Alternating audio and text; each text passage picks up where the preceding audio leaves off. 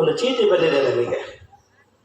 ಇದರ ಬಗ್ಗೆ ಬಹಿರಂಗವಾಗಿ ನಾವು ಮಾತನಾಡಿದರೆ ಯಾರು ಯಾವ ರೀತಿ ಅಪಾರ್ಥ ಕಲ್ಪಿಸ್ಕೊಳ್ತಾರೋ ನಮಗೆ ಗೊತ್ತಿಲ್ಲ. ನಾವು ಮಾಧ್ಯಮದವರಿಗೆ ಇದನ್ನು ನಮ್ಮ ಮಾತುಗಳನ್ನು ಭಾಳ ಜವಾಬ್ದಾರಿಯುತವಾಗಿ ಅವರು ವರದಿ ಮಾಡಬೇಕಾಗತ್ತೆ. ಜರ್ನಲಿಸಮ್ನಲ್ಲಿ ಒಂದು ಮಾತೇನಿದೆ, ಅದು ಅವರ ಲೇಖನಿ ಹೇಗೆ ಯಾರಿಗೆ ತಿವಿಬೇಕು ಅವ್ರಿಗೆ ತಿವಿಬೇಕು, ಯಾರನ್ನು ಜಾಗೃತಿ ಪಡಿಸ್ಬೇಕು. ಇದು ನಾವು ಬಹಿರಂಗವಾಗಿ ಇದುವರೆಗೂ ನಾವು ಹೇಳಿಲ್ಲ. ಈಗ ಹೇಳ್ತಕ್ಕಂಥ ಒಂದು ಪ್ರಸಂಗ ಬಂದಿದೆ. ಇಲ್ಲೊಬ್ಬರು ಹನುಮಂತಪ್ಪ ಅಂತ ಅರಕೇರಿಯವರು ಮತ್ತು ರಮೇಶಪ್ಪ ಅಂತ ಅರಬಘಟ್ಟದವರು ಒಂದು ಪ್ರಶ್ನೆ ಕಳಿಸಿದ್ದಾರೆ.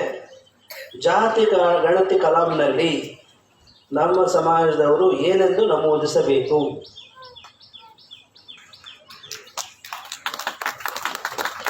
ಈ ಪ್ರಶ್ನೆಗೆ ನಾವು ಉತ್ತರ ಕೊಡಬೇಕಾದ್ದು ನಮ್ಮ ಜವಾಬ್ದಾರಿ ಹೌದು, ಹೊಣೆಗಾರಿಕೆಯೂ ಹೌದು. ಇದ್ರ ಬಗ್ಗೆ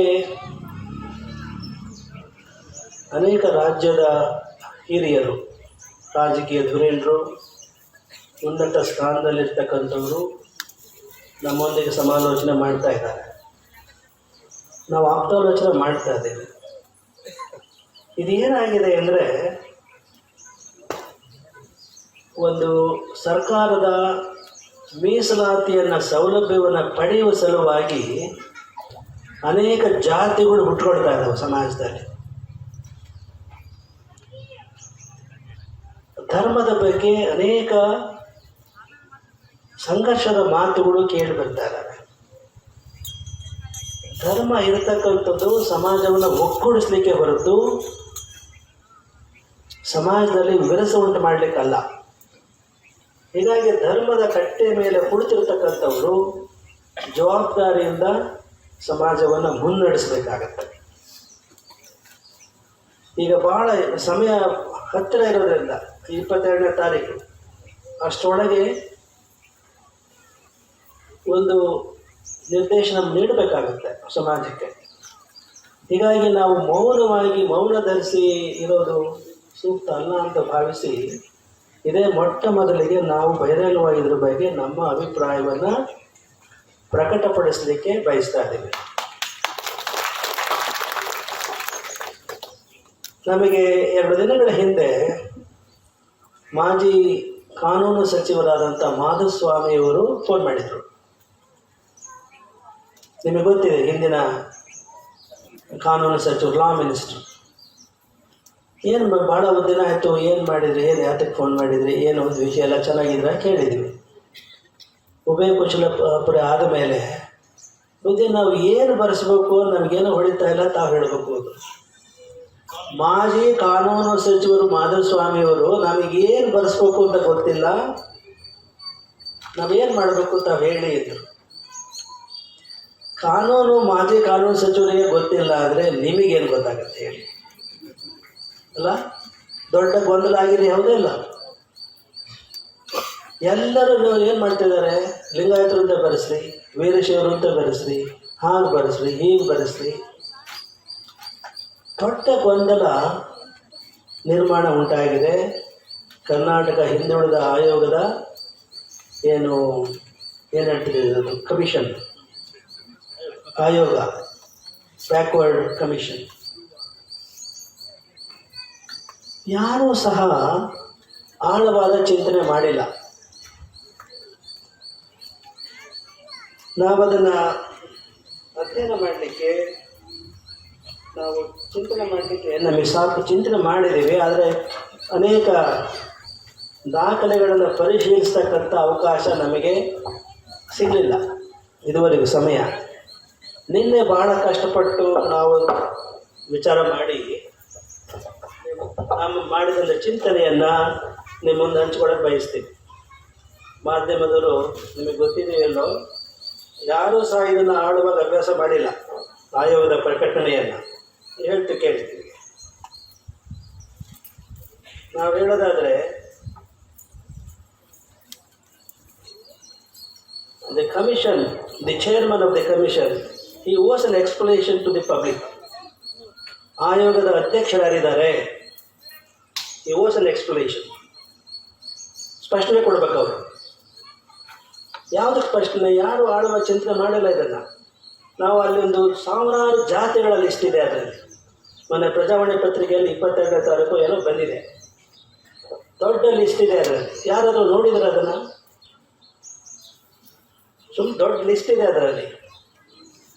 ಅದರ ಪೈಕಿ ಅವರು ಒಂದು ಕೇಳಿದರೆ, ನಿಮ್ಮ ತಕರಾರು ಏನಾದರೂ ಇದ್ದರೆ ನೀವು 1 ವಾರದೊಳಗೆ ಸಲ್ಲಿಸಬೇಕು ಅಂತ ಹೇಳಿ ಇದು ಕಾನೂನಿನ ನಾವು ಕೇಳಿದ್ದೀವಿ ಅಂತ ಹೇಳೋಕ್ಕಷ್ಟೇ. ಯಾವುದೇ ಒಂದು ಸಮಾಜ ಆಗಲಿ, ಇಡೀ ರಾಜ್ಯದಲ್ಲಿ 6 ಕೋಟಿ ಜನ ಇದ್ದಾರೆ. 6 ಕೋಟಿ ಜನರಿಗೆ ಸಂಬಂಧಪಟ್ಟದ್ದನ್ನು ನೀವು 1 ವಾರದಾಗ ಉತ್ತರ ಕೊಡಿ ಅಂತಂದರೆ ಹೇಗೆ ಸಾಧ್ಯ? ಯೋಚನೆ ಮಾಡಿ. ಆಗುತ್ತಾ? ಒಂದು ಕಡೆ ಯಾವುದೇ ಸಂಘ ಸಂಸ್ಥೆ ಒಂದು ಮೀಟಿಂಗ್ ಸೇರಬೇಕು ಅಂದರೆ ಕನಿಷ್ಠ ವಾರ 10 ದಿವಸ ನೋಟಿಸ್ ಕೊಡಬೇಕಾಗುತ್ತೆ, ಸಮಯ ಬೇಕಾಗುತ್ತೆ. ಹೀಗಾಗಿ ನೀವು 1 ವಾರದಲ್ಲೇ ಕೊಡಿ ಅಂದರೆ ಯಾರು ಕೊಡೋಕ್ಕೆ ಸಾಧ್ಯ? ಆದ್ದರಿಂದ ಅಲ್ಲಿ ಏನು ದೋಷ ಇದೆ ಅಂತ ಹೇಳ್ತೀನಿ ನಿಮಗೆ. ಇಲ್ಲಿ ನೋಡಿ, ಪ್ರತಿಯೊಂದು ಜಾತಿನವರು ಒಂದು ಕೋಡಿಫೈ ಮಾಡಿದ್ದಾರೆ. ಇಲ್ಲಿ ಹೇಳ್ತೀನಿ ನಿಮಗೆ, ನೀವು ಉತ್ತರ ಕೊಡಿ. ಇಲ್ಲಿ 1079 ಬರ್ಕೊಡಿ. 1079 1107 ಇದು ಕೋಡ್, ಜಾತಿ ಕೋಡ್ ಇದೆ. 1079 1107. 1079ರಲ್ಲಿ ಏನಿದೆ ಅಂದರೆ ರೆಡ್ಡಿ ಲಿಂಗಾಯತ್ ಅಂತ ಇದೆ. RADDY ರೆಡ್ಡಿ ಲಿಂಗಾಯತ್. 1107 ಒಳಗೆ ರೆಡ್ಡಿ ಲಿಂಗಾಯತ್ ಅಂತ ಇದೆ, REDDY. ಇಲ್ಲಿ ಈ ಭಾಗದಲ್ಲಿ ಹೊನ್ನಾಳಿಯಲ್ಲಿ ರೆಡ್ಡಿ ಲಿಂಗಾಯತ್ ಇದ್ದಾರೋ ಎಲ್ಲೋ ಗೊತ್ತಿಲ್ಲ. ಇದ್ದಾರಾ? ಇಲ್ಲಿದ್ದಾರಾ? ಇಲ್ಲಿ ಇದ್ರೆ ಕೇಳಿ, ಇದ್ರೆ ಕೇಳಿ. ಲಿಂಗಾಯತರು ರೆಡ್ಡಿ ಲಿಂಗಾಯತರು ಅಂತ ಈ ಭಾಗಕ್ಕಿಂತ ಪ್ರಾಯಶಃ ಅಲ್ಲಿ ಬಳ್ಳಾರಿ ಆ ಕಡೆ ಹೆಚ್ಚಾಗಿದ್ದಾರೆ, ಉತ್ತರ ಕರ್ನಾಟಕದಲ್ಲಿ. ಈಗ ಆಯೋಗದ ಅಧ್ಯಕ್ಷರು ಉತ್ತರ ಕೊಡಬೇಕು. ಏನು ಉತ್ತರ ಕೊಡಬೇಕು? ರೆಡ್ಡಿ ಲಿಂಗಾಯತರು ಬೇರೆನಾ, ರೆಡ್ಡಿ ಲಿಂಗಾಯತರು ಬೇರೆನಾ? You have to specify. ಅರ್ಥವಾಯ್ತಾ ನಿಮಗೆ? ಒಂದು ಅಕ್ಷರ ಬದಲಾವಣೆ ಆಗಿದೆ. RADDY ಕರ್ನಾಟಕದಲ್ಲಿ 2 ರೀತಿಯ ರೆಡ್ಡಿ ಲಿಂಗಾಯತರು ಅಂತಿದ್ದಾರಾ? ನೀವೇ ಹೇಳ್ತೀರಿಲ್ಲ ಅಂತ. ಮತ್ತು ಆಯೋಗದ ಅಧ್ಯಕ್ಷರಿಗೆ ಗೊತ್ತಿಲ್ಲ ಅಂತಂದರೆ ಏನರ್ಥ ಇದೆ? ಬೇರೆ ಬೇರೆ ಕೋಡ್ ಇದೆ. ಒಂದು ಕೋಡು 1079, ಇನ್ನೊಂದು ಕೋಡು 1107. ಯಾವುದಕ್ಕೆ ಬರ್ಸ್ಬೇಕು ಅವರು ಹೇಳಿ? ಇದು ಒಂದೇ ಅಲ್ಲ, ಮುಂದೆ ಹೇಳ್ತೀವಿ ಕೇಳಿ. 792 ಲಿಂಗಾಯತ ವೀರಶೈವ. 1366 ವೀರಶೈವ ಲಿಂಗಾಯತ. ವಾಟ್ ನಾನ್ಸೆನ್ಸ್ ಇಲ್ಲ? 792 ಲಿಂಗಾಯತ ವೀರಶೈವ, 1366 ವೀರಶೈವ ಲಿಂಗಾಯತ. ಅನೇಕ ಜನ ವೀರಶೈವ ಅಂತ ಬರೆಸಿದ್ರೆ, ಕೆಲವರು ಲಿಂಗಾಯತ ಅಂತ ಬರೆಸಿದ್ರೆ, ಕೆಲವರು ಇಲ್ಲಿ 2 ಬೇರೆ ಬೇರೆ ಕೋಡ್. ಒಂದು ವೀರಶೈವ ಲಿಂಗಾಯತ, ಇನ್ನೊಂದು ಲಿಂಗಾಯತ ವೀರಶೈವ. ಯಾರು ಬರ್ಸ್ಬೇಕಪ್ಪ ಹೇಳಿ? ಇನ್ನೊಂದು ಇಲ್ಲಿ ನಮ್ಮ ಗಂಗಣ್ಣ ಇರ್ಬೇಕಲ್ಲ,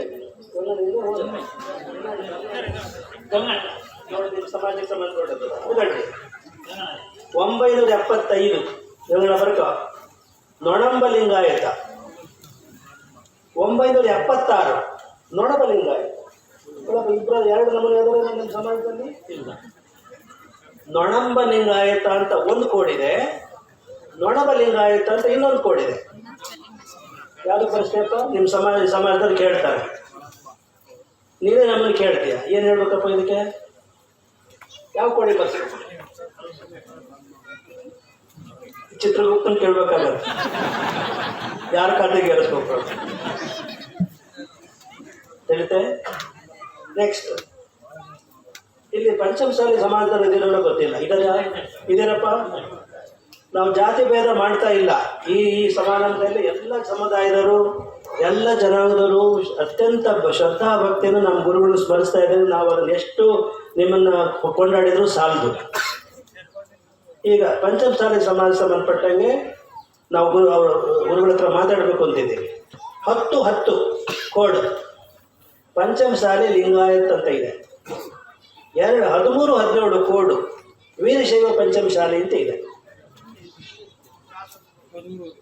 ಹೇಳಪ್ಪ, ಇಲ್ಲಿ ಯಾರಿದ್ರೆ ಹೇಳಪ್ಪ. ಎರಡು ಬೇರೆ ಬೇರೆ ಅದಾವನಪ್ಪ ಪಂಚಮಸಾಲಿ ಸಮಾಜದವ್ರು ಯಾರಿದ್ರೆ ಹೇಳಿ. ಬೇರೆ ಬೇರೆ ಅದಾವನಪ್ಪ, ಇದೀರಾ? ಪಂಚಮಸಾಲಿ ಲಿಂಗಾಯತರೇ ಬೇರೆ, ವೀರಶೈವ ಪಂಚಮಸಾಲಿನೇ ಬೇರೆನಾ? ಒಂದೇ ಸಮಾಜ ಹೌದಾ ಇಲ್ಲ? ಒಂದೇ ಸಮಾಜ ಹೌದಾ ಇಲ್ಲ? ಈಗ ಯಾವ ಖಾತೆಗೆ ಹಚ್ಬೇಕಪ್ಪ? ಯಾವ ಕೋಡ್ ಬರೆಸ್ಬೇಕು? ಇನ್ನೊಂದಿದೆ, ಕಮ್ಮಾರ ಲಿಂಗಾಯತ ಅಂತಿದೆ.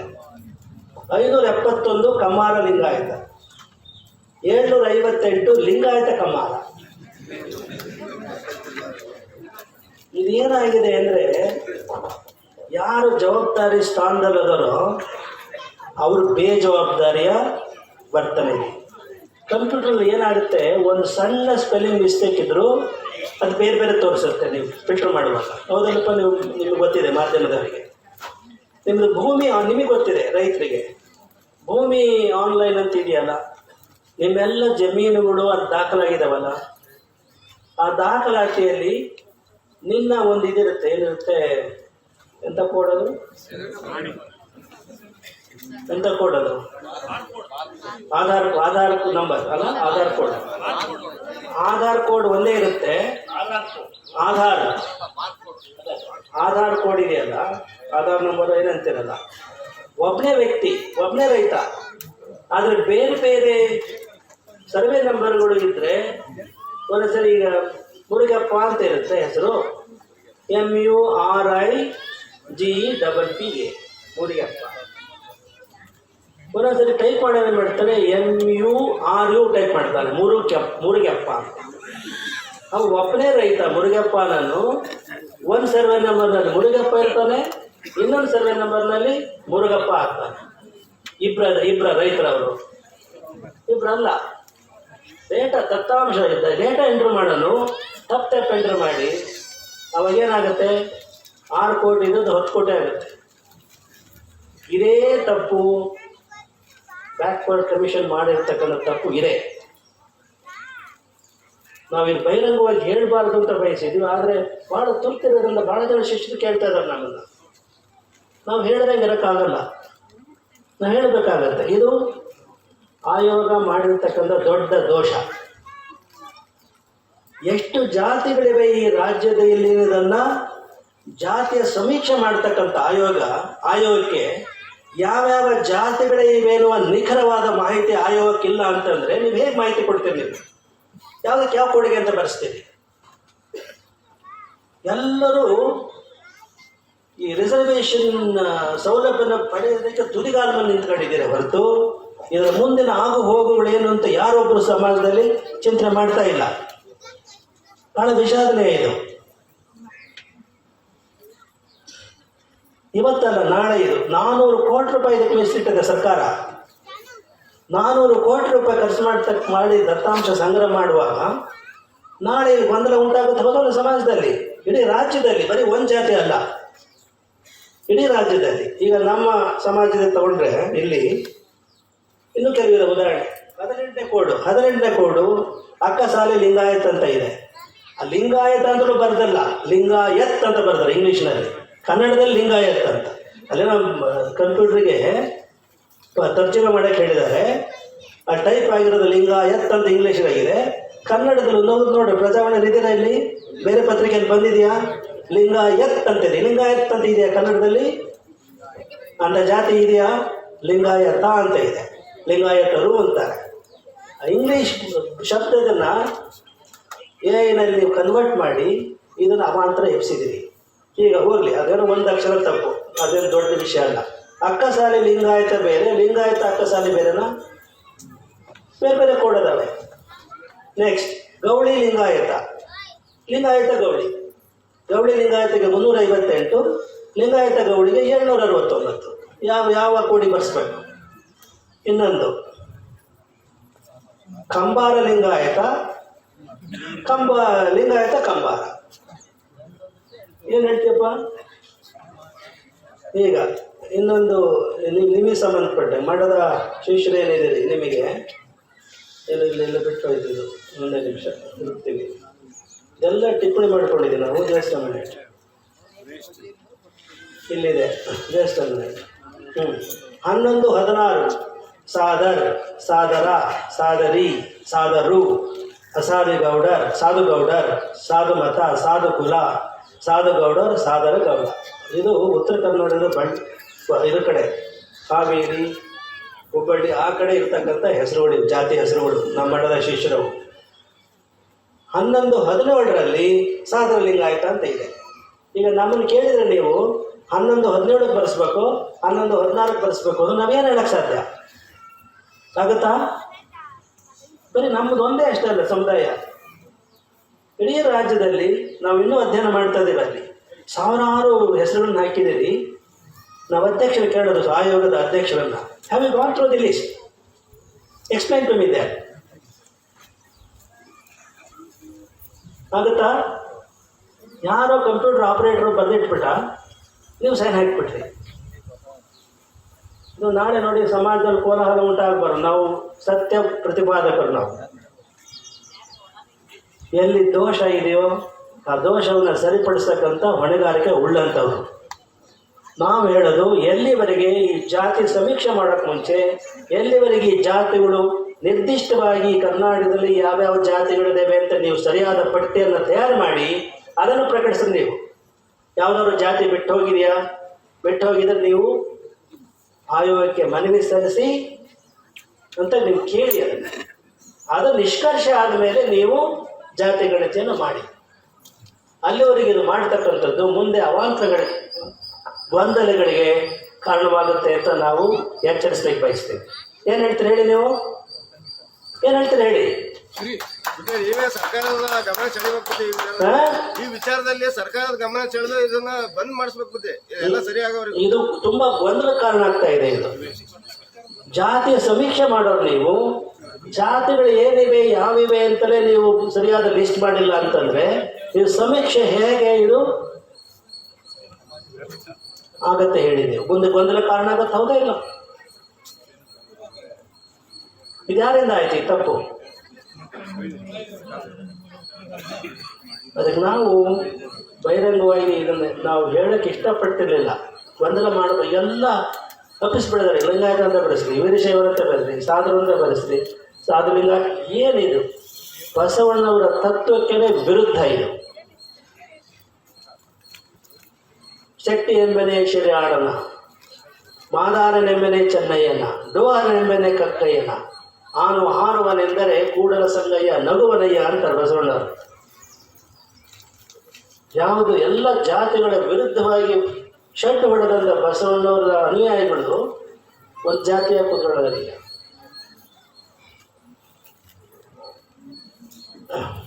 ಇದು ಬಹಳ ವಿಷಾದನೀಯ. ನಾವು ಬಹಳ ನೋವಿನಿಂದ ಹೇಳ್ತಾ ಇದ್ದೀವಿ. ಈ ನಮ್ಮ ಮಾತುಗಳು ಎಲ್ಲೆಲ್ಲಿ ಏನೇನು ಕಿಡಿ ಹಸ್ತವೋ ನಮಗೆ ಗೊತ್ತಿಲ್ಲ. ನೀವು ಬಹಳ ಜವಾಬ್ದಾರಿನ ಬರೀಬೇಕು. ಪತ್ರಿಕೆಯವರು ಯಾವುದೇ ರೀತಿಯಿಂದ ಏನೋ ಸಿಡಿಮಿಡಿಗೊಳ್ಳ ಹಾಗೆ, ಜನ ಉದ್ರೇಕಗೊಳ್ಳ ಹಾಗೆ ವರದಿಯನ್ನು ಮಾಡಬಾರ್ದು. ಇದು ನಾವು ನಿಮ್ಮನ್ನು ಬಹಳ ಕಳಕಳಿಯಿಂದ ನಿಮಗೆ ಸೂಚನೆ ಬಯಸ್ತೀವಿ. ಸತ್ಯ ಸಂಗತಿ ನಿಮಗೆ ಗೊತ್ತಿತ್ತಾ? ಇದು ಗೊತ್ತಿದೆ? ಇದು ಗೊತ್ತಿಲ್ಲ ನಿಮಗೆ? ಎಲ್ಲ ಜಾತಿಗಳದ್ದು ಹೀಗೆ ಆಗಿದೆ. ನಾವೆಲ್ಲ ಒಂದು ಕಡೆಯಿಂದ ಅನಲೈಸ್ ಮಾಡ್ತಾ ಇದ್ದೀವಿ. ಮೀಸಲಾತಿಗಾಗಿ ಹೊಸ ಹೊಸ ಜಾತಿಗಳು ಇಟ್ಕೊಳ್ತಾ ಇದ್ದಾವೆ. ಸೊ ಇದನ್ನು ನಾವು ಗಂಭೀರ ಏನಪ್ಪ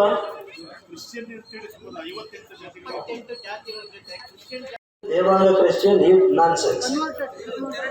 ಜಾತ್ಯತೀತ ರಾಷ್ಟ್ರ ಇದು. ಜಾತಿ ಸೆಕ್ಯುಲರ್ ಸ್ಟೇಟ್ ಅಂತ ಹೋಗೋದೇ ಇಲ್ಲ.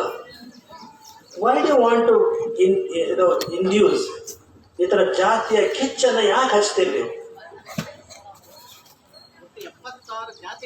ಈ ಲಿಂಗಾಯತರಲ್ಲೇ 85 ಇದರಲ್ಲಿ ಮೊಬೈಲಲ್ಲಿ ತೋರಿಸಿದವಲ್ಲ ನಿಮಗೆ ಆ ಲಿಸ್ಟ್ನಲ್ಲಿ 85 ಇದಾವೆ.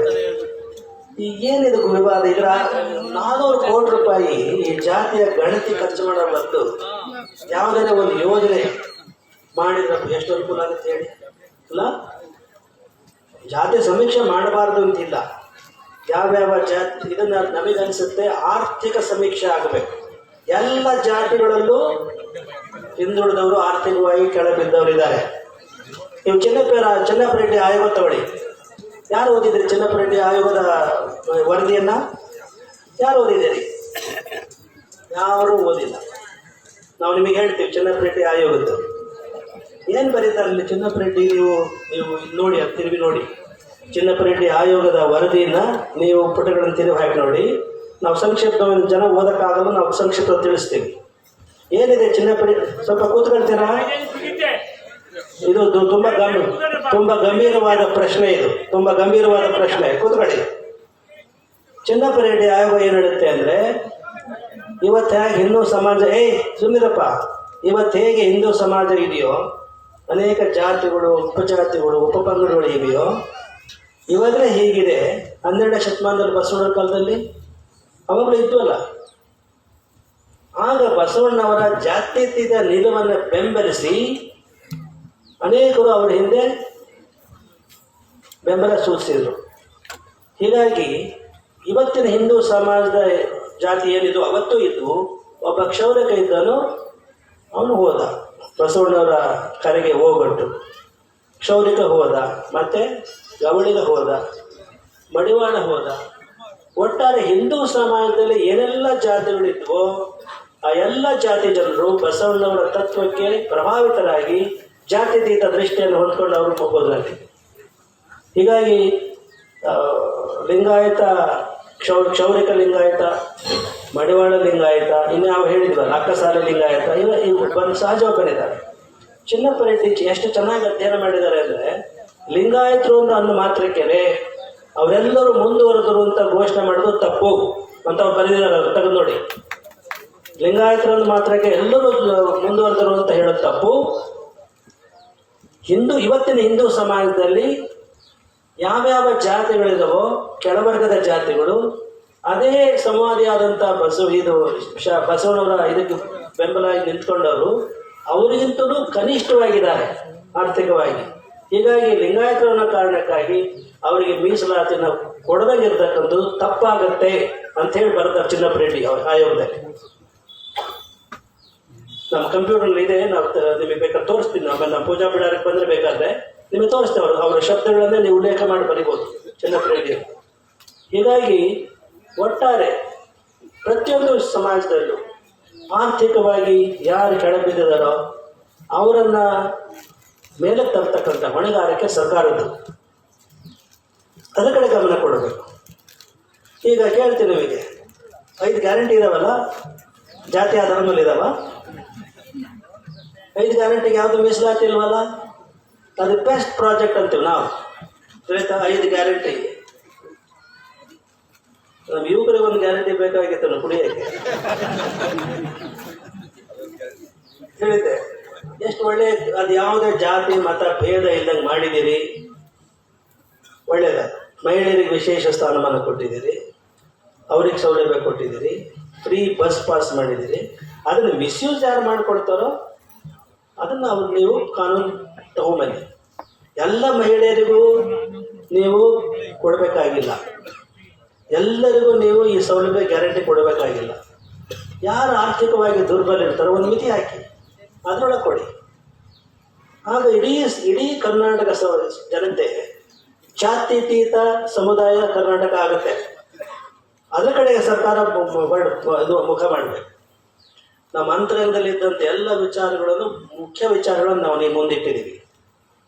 ಈಗ ನೀವು ಹೇಳಿ, ಯಾವ ಕೋಡಿಗೆ ನಾವು ನಿಮ್ಮನ್ನು ರೆಕಮೆಂಡ್ ಮಾಡ್ಬೇಕು, ಇದಕ್ಕೆ ಬರೀರಿ ಅದಕ್ಕೆ ಬರ್ರಿ ಅಂತ. ಯಾರೀಗ ಇಂಥದ್ದು ಬರೆಸ್ರಿ ಅಂಥದ್ದು ಬರೆಸ್ರಿ ಅಂತ ನಿಮ್ಮ ಮುಂದೆ ಬರ್ತಾರಲ್ಲ, ಹೇಳ್ತಾರಲ್ಲ, ಕೇಳಿ. ಇಂಥವಿದಾವೆ ಕೋಡ್ಗಳು, ಈ ಕೋಡ್ನಲ್ಲಿ ಯಾವ್ದು ಬರೆಸ್ಬೇಕು ಹೇಳಿ ಅಂತ ನೀವು ಕೇಳಿ. ಆಗತ್ತಾ? ಉತ್ತರ ಕೊಡ್ತಾರ? ಉತ್ತರ ಕೊಡೋಕ್ಕಾಗತ್ತಾ? ಆ ತರ ಕೇಳಿದಾಗ ಅವರು ಹೇಳಿದ್ದನ್ನ ಬರ್ಕೊಂತಾರೆ, ಹೇಳಿದ ಕಾಲಂ ಖಾಲಿ ಮಾಡಿ ಪಾಸ್ ಮಾಡಿ ಹೋಗ್ತಾರೆ. ಮುಂದೇನಾಗುತ್ತೆ? ಮುಂದೆ ತೊಂದರೆ ಆದ್ರೆ ನಮಗೆಲ್ಲ ತೊಂದರೆ ಆಗ್ತದೆ. ಅದಕ್ಕೆ ಹೇಳೋದು ಸರ್ಕಾರದ ಗಮನಕ್ಕೆ ಮುಖ್ಯಮಂತ್ರಿಗಳ ಜೊತೆ ನೀವು ಮಾತಾಡ್ಬಿಟ್ಟು ಗುರುವಾರ ನಾವೀಗಾಗಲೇ ಕ್ಯಾಬಿನೆಟ್ ಇದೆ, ನಮಗೆ ಗೊತ್ತಿದೆ, ನಾವೀಗಾಗಲೇ ಕೆಲವು ಮಂತ್ರಿಗಳ ಹತ್ರ ಮಾತಾಡಿದ್ದೀವಿ. ನಿಮಗೆ ಗೊತ್ತಿಲ್ಲ, ಮಾತಾಡಿದ್ದೀನಿ. ನೀವು ಮಂತ್ರಿಗಳು ನಿಮ್ಮ ಸ್ಥಾನಮಾನ ಬಿಗಿಯ ಉಳಿಸ್ಕೊಳ್ಳೋಕ್ಕಾಗಿ ಅವಾಂತರ ಮಾಡಕ್ಕೆ ಹೋಗಬೇಡಿ. ಇಡೀ ಸಮಾಜವನ್ನು ಗಮನದಲ್ಲಿರಿಸ್ಕೊಂಡು, ಯಾವುದೇ ಸಮುದಾಯ ಇರಲಿ, ಎಲ್ಲ ಮಂತ್ರಿಗಳು ಸಹ ಇದು ಅನ್ಯಾಯ ಆಗುತ್ತೆ ನಮ್ಮ ಸಮಾಜಕ್ಕೆ ಅಂತ ಹೇಳಿ ವಿರೋಧಿಸ್ಬೇಕಾಗಿರೋ. ನಾಳೆ 16ನೇ ತಾರೀಕು ಮೀಟಿಂಗ್ ಇದೆ, ಕ್ಯಾಬಿನೆಟ್ ಇದೆ, ಅದನ್ನು ನೀವು ವಿರೋಧಿಸ್ಬೇಕು. ಇದು ಸರಿಯಲ್ಲ, ಮಾಡ್ಬೇಕು, ಸಮೀಕ್ಷೆ ಮಾಡ್ಬೇಕು. ಸಮೀಕ್ಷೆ ಮಾಡೋದು ಬೇಡ ಅಂತ ನಾವು ಹೇಳಲ್ಲ, ಆದರೆ ಸರಿಯಾದ ರೀತಿಯಲ್ಲಿ ಸಮೀಕ್ಷೆ ಮಾಡಬೇಕು, ಅದನ್ನು ವ್ಯವಸ್ಥಿತವಾಗಿ ಮಾಡಬೇಕು. ಮೊದಲದಾಗಿ ಈ ರಾಜ್ಯದಲ್ಲಿ ಯಾವ್ಯಾವ ಜಾತಿಯರು ಇದ್ದಾರೆ ಅಂತ ನಿಷ್ಕರ್ಷ ಮಾಡಬೇಕು. ಅದನ್ನು ಪ್ರಕಟಪಡಿಸ್ರಿ ನೀವು ಆನ್ಲೈನ್ನಲ್ಲಿ. ಇದರಲ್ಲಿ ಏನಾದರೂ ತಪ್ಪಿದ್ರೆ, ಈ ಜಾತಿ ಹೆಸರು ತಪ್ಪಿದ್ರೆ, ಯಾವ್ದಾದ್ರು ಜಾತಿ ಬಿಟ್ಟು ಹೋಗಿದ್ರೆ ಕಾಲಾವಕಾಶ ಕೊಡಿ, ಅದನ್ನು ನಿಗದಿಪಡಿಸಿ ಆಮೇಲೆ ನೀವು ಸಮೀಕ್ಷೆ ಮಾಡಬೇಕೆ ಹೊರತು ಈಗ ಮಾಡಿದರೆ 400 ಕೋಟಿ ರೂಪಾಯಿಯನ್ನು ನೀವು ವ್ಯರ್ಥಗೊಳಿಸ್ದಂಗೆ ಅಂತ ನಾವು ಬಹಿರಂಗವಾಗಿ ನಿಮ್ಮ ಗಮನಕ್ಕೆ ತರಲಿಕ್ಕೆ ಬಯಸ್ತೀವಿ. ನಿಮಗೇನಾದ್ರೂ ಮನವರಿಕೆ ಆಯ್ತಾ? ನಿಮಗೆ ನಮ್ಮನ್ನು ಕೇಳಬೇಡಿ ಯಾವ ಕೋಡಿಗೆ ಬರ್ಸ್ಬೇಕು ಅಂತ ಹೇಳ್ತೀವಿ. ಇದೆ ಆಗಲೇ ಹಾಸ್ಯ ಮಾಡಿದ್ವಲ್ಲ, ಚಿತ್ರಗುಪ್ತಿಗೆ ಕೇಳಬೇಕು. ಈಗ ಅರ್ಥವಾಯ್ತಾ? ನಿಮಗೆ ಅರ್ಥವಾಯ್ತಾ? ಮಾಧ್ಯಮದವರಿಗೆ ಏನಾದರೂ ಪ್ರಶ್ನೆ ಇದ್ರೆ ಬಹಿರಂಗವಾಗಿ ಕೇಳಿ. ಮತ್ತು ಸರ್ಕಾರಕ್ಕೆ ಸವಾಲು ಅಂತ ನೀವು ತೀಕ್ಷ್ಣವಾಗಿ ಬರೆಯಕ್ಕೆ ಹೋಗಬೇಡಿ. ಏನು ಸಿರಿಗರು ಕೂಡ ಏನಂತಾರೆ ಅದೇನೋ ಬರೀ ನಿಮ್ಮ ಶಬ್ದಗಳು ನಿಮಗೆ ಗೊತ್ತು. ಆ ಥರ ಬರೀಲಿಕ್ಕೆ ಹೋಗಬೇಡಿ. ಸತ್ಯ ಸಂಗತಿ ಏನಿದೆಯಲ್ಲ, ಇದು ಸವಾಲಲ್ಲ, ಇದು ಸವಾಲಲ್ಲ, ಸತ್ಯ ಸಂಗತಿಯ ಅನಾವರಣ.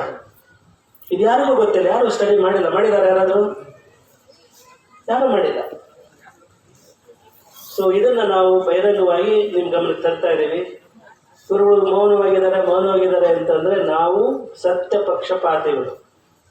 ಯಾವುದೇ ಜಾತಿ ಮತ ಭೇದ ಇಲ್ಲದೆ ನಮ್ಮ ಗುರುಗಳು ಶಿವಕುಮಾರ ಶಿವಾಚಾರ್ಯ ಮಹಾಸ್ವಾಮಿಗಳು 46ನೇ ಇಸ್ವಿಯಲ್ಲಿ ಯಾವ ಕಾನ್ಸ್ಟಿಟ್ಯೂಷನ್ ಇತ್ತ ಪ್ರದೇಶದಲ್ಲಿ? ಇವತ್ತಿನ ಕಾನ್ಸ್ಟಿಟ್ಯೂಷನ್ ಇದೆಯಲ್ಲ, ಭಾರತದ ಸಂವಿಧಾನ ಇತ್ತ 46ನೇ ಇಸ್ವಿಯಲ್ಲಿ, 45ನೇ ಇಸ್ವಿಯಲ್ಲಿ ಎಲ್ಲ ಸಮುದಾಯದವರು ಸಿರಿಗೆರೆಯಲ್ಲಿ ಸಹಪಂಕ್ತಿ ಭೋಜನ ಮಾಡಿಸಿದ್ರು. ಅವನು ಲಂಬಾಣಿಯರಿರ್ಬೋದು, ಹರಿಜನರಿರ್ಬೋದು, ಇನ್ಯಾವುದೇ ಇರ್ಬೋದು, ಲಿಂಗಾಯತನಿರ್ಬೋದು, ಮತ್ಯಾವುದೇ ಜಾತಿ ಮುಸಲ್ಮಾನ ಇರ್ಬೋದು, ಎಲ್ಲರಿಗೂ ಸಹಪಂಕ್ತಿ ಭೋಜನ ಮಾಡಿಸಿದವರು ನಮ್ಮ ಗುರುಗಳು. ಅದು ಬಸವಣ್ಣವರ ತತ್ವದ ಆಧಾರದ ಮೇಲೆ ಮಾಡಿದರೆ ಹೊರತು ಭಾರತದ ಸಂವಿಧಾನಕ್ಕೆ ಅಡಿಪಾಯ ಇದ್ದಂಗಿದ್ದಾರೆ. ಒಂದ್ಸರಿ ನಮ್ಮ ಕಾಲದಲ್ಲಿ ಹೇಳ್ತೀವಿ, ಒಬ್ಬ ಮುಸಲ್ಮಾನ ಹುಡುಗ ಬಂದ, ನಮ್ಮ ಮಠದಲ್ಲಿ ಕೂತಿದ್ವಿ, ಒಬ್ಬ ಹುಡುಗ ಬಂದ, ಹೈಸ್ಕೂಲ್ ಹುಡುಗ, ಕೇಳಿಸ್ಕೊಳಪ್ಪ ಇದ್ದಾಗೆ, ಒಬ್ಬ ಹೈಸ್ಕೂಲ್ ಹುಡುಗ ಬಂದ ಮುಸಲ್ಮಾನರು. ಏನಪ್ಪ ಅವ ಹತ್ರ ಬಂದ, ಏನಪ್ಪ ಏನು ಅಳ್ತಿದೀಯ ಅಂತ ಕೇಳಿದ್ವಿ.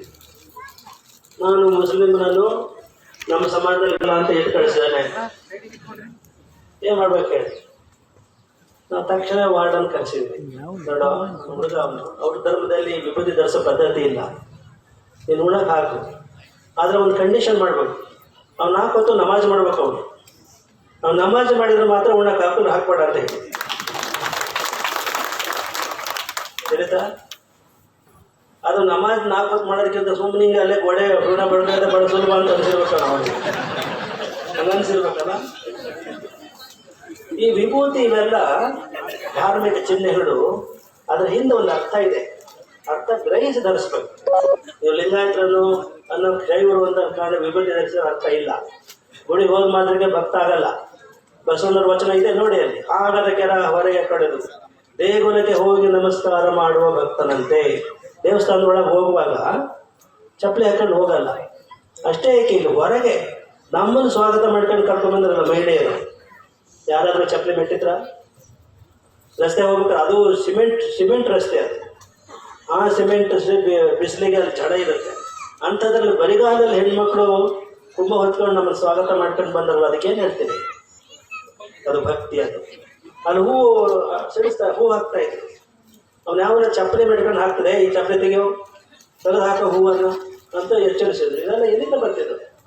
ಪರಂಪರೆಯಲ್ಲಿ ಭಕ್ತಿಯಿಂದ ಬಂತು.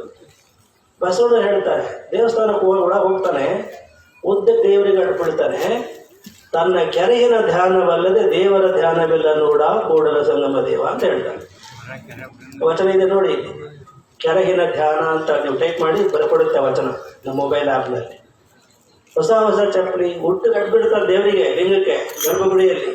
ಅವನ ಮನಸ್ಸಲ್ಲೇ ಇರೋದಲ್ಲಿ ಹೊರ ಬಿಟ್ಕೊಂಡಿರ್ತಾನೆ ಚಪ್ಪಲಿ. ಅದ್ರ ಕಡೆ ಹೊಸ ಚಪ್ಪಲಿ ಮನೆ ತಾನೇ ಹೊಂದಣೆ ಕೊಡ್ಕೊಂಡು ಬಂದಿನಿ, ಯಾವನ್ರಿ ಹೊತ್ಕೊಂಡು ಹೋಗ್ಬಿಟ್ಟು ಗತಿಯಲ್ಲ, ಯಾವ್ದಾದ್ರು ನಾಯಿ ಇಟ್ಕೊಂಡು ಹೋಗ್ಬಿಟ್ಟು ಕಚ್ಕೊಂಡು ಹೋಗ್ಬಿಟ್ಟು ಗತಿ. ಸರಿ, ಯಾಕೆ ಹೋಗ್ಬೇಕಾಯ್ತು? ಚಪ್ಪಲಿ ಬಿಟ್ಕೊಂಡೆ ಹೋಗ್ಬೇಕಾಯ್ತು ದೇವ್ರ ಗುಡಿಯಲ್ಲಿ. ಬೇಡ ಕಣ್ಣಪ್ಪ ಮಾಡಿದ್ದೇನು? ಚಪ್ಪಲಿ ಮೆಟ್ಟಿದ ಬೆರಳನ್ನೇ ಲಿಂಗದ ಮೇಲೆ ಇಟ್ಟ. ಯಾಕಿಟ್ಟ? ಒಂದು ಕಣ್ಣಂತ ಕೊಟ್ಟ, ಇನ್ನೊಂದು ಕಣ್ಣು ಕಳ್ಕೊಂಡಾಗ ಎಲ್ಲಿಗಿಡಬೇಕು ಕಣ್ಣನ್ನು ಅಲ್ಲಿ ಅಂತ ಗೊತ್ತಾಗಲ್ಲ ಅಂತ ಹೇಳಿ ಚಪ್ಪಲಿ ಮೆಟ್ಟಿದ ಇದಕ್ಕೆ ತುದಿಯಲ್ಲೇನೆ ಅವ್ನ ಲಿಂಗದ ಮೇಲೆ ಕಾಲಿಡ್ತಾನೆ. ಆದ್ರೆ ಅವನಿಗೆ ದೇವರಿಗೆ ಗೊತ್ತಬೇಕಾಗಿರೋದು ಭಕ್ತಿ. ನೀನು ಏನು ಎಷ್ಟು ಹರಕೆ ಹೊತ್ತಿ ಅನ್ನೋದಲ್ಲ. ಇದು ಅಲ್ಲಿರ್ತಕ್ಕಂಥ ಧಾರ್ಮಿಕ ಲಾಂಛನಗಳ ಒಂದು ಅರ್ಥ. ಇನ್ನೊಂದು ಕೊನೆಯದಾಗಿ ಹೇಳ್ಬಿಡ್ತೀವಿ, ನಿಮಗೆಲ್ಲ ಹಸುವಾಗಿದೆ ಅಂತ ಕಾಣುತ್ತೆ. ಕೊನೆಯದಾಗಿ ಒಂದ್ಸರಿ ಆಂಧ್ರ ಪ್ರದೇಶ ಹೈದರಾಬಾದ್ನ ಒಬ್ಬರು ಶಿಷ್ಯರು ಬಂದಿದ್ರು. ಅಲ್ಲಿ ಹೈದರಾಬಾದಿಗೆ ನಾವು ಹೋದಾಗಲೇ ಹೇಳಿದರು. ಅವರು ಒಂದ್ಸರಿ ಪ್ರಯಾಣ ಮಾಡ್ತಿದ್ರು ಬಸ್ನಲ್ಲಿ ಹೋಗುವಾಗ ಈ ಟಿಕೆಟ್ ಚೆಕ್ ಮಾಡ್ತಾ ಬಂದ ಟಿಕೆಟ್ ಕಲೆಕ್ಟರ್. ಎಲ್ಲರದ್ದು ತಪಾಸಣೆ ಮಾಡಿದ. ಇವ್ರ ಹತ್ರ ಬಂದಾಗ ತಪಾಸಣೆ ಮಾಡಿ ಹಿಂಗೆ ಮೇಲೆ ಹಿಂಗೆ ನೋಡಿದ ಮುಂದಕ್ಕೆ ಹೋಗ್ಬಿಟ್ಟು ನಾನು ಅವರು ಅವನ ಜೊತೆ ಏನಪ್ಪ ಎಲ್ಲರದ್ದು ಚೆಕ್ ಮಾಡಿದೆ, ನಂದು ಯಾಕೋ ನೀವು ಟಿಕೆಟ್ ಚೆಕ್ ಮಾಡಲಿಲ್ಲ ಅಂದರೆ, ಸ್ವಾಮಿ ನೀವು ವಿಭೂತಿ ಧರಿಸ್ಕೊಂಡಿದ್ದೀರಿ, ಯಾರೋ ಶಿವಭಕ್ತರಿದ್ದೀರಿ, ಖಂಡಿತ ನೀವು ಟಿಕೆಟ್ ತೊಗೊಂಡಿರ್ತೀರಿ ಅನ್ನೋ ಕಾರಣಕ್ಕಾಗಿ ನಂಬಿ ನಾನು ಮುಂದಕ್ಕೆ ಹೋದೆ ಅಂತ ಹೇಳಿಲ್ಲ ಅಂತ. ಅವ್ನು ಯಾರು ಕಂಡಕ್ಟ್ರು, ಯಾವ ಬಸ್ನಾಗಿರ್ತಾನೆ ಅಂತ ನಿಮಗೆ ಗೊತ್ತಾಗ್ಬಿಟ್ರೆ ನಾವೇನು ನೀವು ವಿಭೂತಿ ಹೆಚ್ಕೊಂಡ್ರಿ ಅಂತ ಹೇಳೋದು ಬೇಕಿಲ್ಲ ಅನ್ಸುತ್ತೆ ಅಲ್ಲ. ಇವೆಲ್ಲ ಧಾರ್ಮಿಕ ಚಿಹ್ನೆಗಳು ಎಲ್ಲ ದುರುಪಯೋಗ ಆಗ್ತದೆ. ಇದು ನಾವು ನಿಜವಾಗಿ ಇದು ನಮ್ಮ ಬಹಳ ನೋವಿನ ಸಂಗತಿ. ಇದನ್ನು ಬಹಿರಂಗ ನಾವೀಗ ಎಲ್ಲಿ ಏನು ಕಿಡಿ ಹತ್ತುತ್ತೋ ಅನ್ನುವ ಭಯ ಅಂತೂ ನಮಗಿಲ್ಲ. ನ್ಯಾಯ ನಿಷ್ಠುರಿ ದಾಕ್ಷಿಣ್ಯ ಪರ ನಾನಲ್ಲ ಅಂತಾರೆ ಬಸವಣ್ಣವರು. ನ್ಯಾಯದ ಪಕ್ಷಪಾತಗಳಾಗಿ ನಾವು ಏನು ಸತ್ಯ ಸಂಗತಿ ಇದೆ ಅದನ್ನು ಮಂಡಿಸ್ಬೇಕು ಸಮಾಜದಲ್ಲಿ, ಅದನ್ನು ಮಂಡಿಸ್ತಾ ಇದ್ದೇವೆ. ಯಾವುದೇ ಜಾತಿ ಸಮೀಕ್ಷೆ ಬಗ್ಗೆ ನಮ್ಮದು ವಿರೋಧ ಇಲ್ಲ, ಅದನ್ನು ನೀವು ಸ್ಪಷ್ಟಪಡಿಸ್ತೀರಿ. ಜಾತಿ ಸಮೀಕ್ಷೆ ಬಗ್ಗೆ ನಮ್ಮ ವಿರೋಧ ಇಲ್ಲ. ಪ್ರತಿಯೊಂದು ಜಾತಿಯಲ್ಲೂ ಕೆಳವರ್ಗದ ಹೀನ ಸ್ಥಿತಿಯಲ್ಲಿ ಇರಲಿದ್ದಾರೆ, ಅವರಿಗೆ ಸೌಲಭ್ಯಗಳು ಸಿಗಬೇಕು, ಅದೆರಡು ಮಾತಿಲ್ಲ. ಆದರೆ ಜಾತಿನೇ ಯಾವುದು ಅಂತ ನೀವು ನಿಷ್ಕರ್ಷೆ ಮಾಡಿಲ್ಲ. ಅಲ್ಲಪ್ಪ, ನಿನ್ನ ಮನೆಗೆ ಎಷ್ಟು ಜನ ಮಕ್ಕಳು ಅಂತಂದು ನೀವು ಪಾತ್ಪೂಜೆ ಕುತ್ಕೊಂಡಿರ್ತೀರಲ್ಲ, ನಾವು ಕೇಳ್ತೀವಿ, ಎಷ್ಟು ಜನ ಮಕ್ಕಳು ಅದಾವ? 4 ಅದಾವೆ ಅಂತ. ಪಕ್ಕದಾಗಿದ್ದಾಳೆ ಅವ್ನು ಹೇಳಿ, ಇಲ್ರಿ 5 ದೊಡ್ಡ ಪಾರ್ವತಿ ಅದೋಳೆ ಅಂತ ಹೇಳ್ತಾರೆ. ಆಯ್ತು, ಆ ಗಂಡು ಗೊತ್ತೇ ಇಲ್ಲ 8 ಜನ ಮಕ್ಕಳು ಅನ್ನೋದು ಗಂಡು ಗೊತ್ತಿಲ್ಲ ಹೇಳಿ ಹಂಗೆ ಆಗಿಬಿಡಿದೆ ಅಂತ. ಯಾವ್ಯಾವ ಜಾತಿ ಜನ ರಾಜ್ಯದಲ್ಲಿ ಅದಾರೆ ಅಂತ ಆಯೋಗಕ್ಕೆ ಗೊತ್ತಿಲ್ಲ ಅಂದ್ರೆ ನಾಚಿಕೆ ಕೆಡೋದಲ್ರಿ ಇದು. ಇದಕ್ಕೆ ಉತ್ತರ ಕೊಡ್ಬೇಕು ಅಧ್ಯಕ್ಷರು, ನಮ್ಮ ಮಧ್ಯಪಲ್ಲಿ ಅಧ್ಯಕ್ಷರು, ಆಯೋಗದ ಅಧ್ಯಕ್ಷರು. ನಾವು ಕೇಳ್ತೀವಿ ಇದಕ್ಕೆ, ನಮ್ಮನ್ನು ಒಡಂಬಡಿಸಿ ನೀವು ನಮ್ಮನ್ನು ಕೇಳ್ತಾ ಇದ್ರೆ, ಶಿಷ್ಯರು ಕೇಳ್ತಾ ಇದ್ರೆ, ನಾವು ಯಾವ ಕೋಡಿಗೆ ನಾವು ರೆಕಮೆಂಡ್ ಮಾಡ್ತೀವಿ ಬರೀಬೇಕು ಅಂತ ನಾವು ಹೇಳ್ಬೇಕಲ್ಲ ಶಿಷ್ಯರಿಗೆ.